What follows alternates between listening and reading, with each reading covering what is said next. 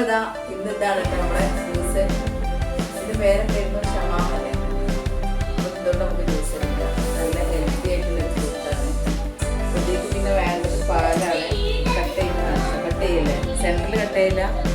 എന്തായാലും കട്ട് ചെയ്തതിന് ശേഷം അതിലുള്ള കുഞ്ഞു കുഞ്ഞു കുരുകളൊക്കെ നമ്മളൊരു പാത്രത്തിലേക്ക് എടുത്ത് മാറ്റുകയാണ് കേട്ടോ.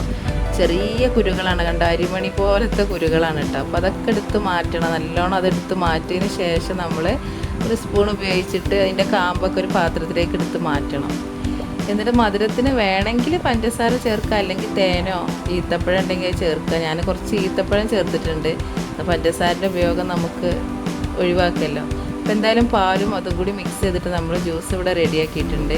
ഇനി വേണമെങ്കിൽ നമുക്കിതിലേക്ക് കുറച്ച് ഫ്രൂട്ട്സും നട്ട്സൊക്കെ ആഡ് ചെയ്യാം. ഞാൻ കുറച്ച് ഉറുമാമ്പഴം ഉണ്ടായിരുന്നു ഇവിടെ, അതിലേക്ക് ആഡ് ചെയ്തിട്ടുണ്ട്.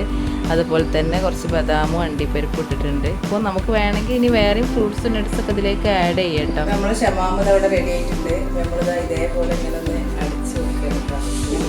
ഫ്രീസറിൽ വെക്കണം ചെയ്യാം. അപ്പോൾ ഇന്നത്തെ നോമ്പുതറ ഇങ്ങനെയൊക്കെ ആയിരുന്നു. നമ്മൾ ഹെൽത്തി ആയിട്ടുള്ള ഫ്രൂട്ട്സും നട്ട്സും ഒക്കെയാണ് ഇന്നുള്ളത്. നമ്മളിന്ന് പൊരികളൊന്നും ഉണ്ടാക്കിയിട്ടില്ല. ഫസ്റ്റത്തെ നോമ്പിൻ്റെ നമ്മൾ ഉണ്ടാക്കിയിരുന്നു. അപ്പോൾ ഇന്ന് പൊരിയൊന്നും വേണ്ട വിചാരിച്ചു. എന്നും ഇങ്ങനെ പൊരിക്കടി കഴിക്കണ അത്ര നമ്മളെ ശരീരത്തിന് നല്ലതല്ലല്ലോ അല്ലേ. അപ്പോൾ ഇന്നത്തെ വിശേഷങ്ങൾ ഇത്രയുള്ളൂ.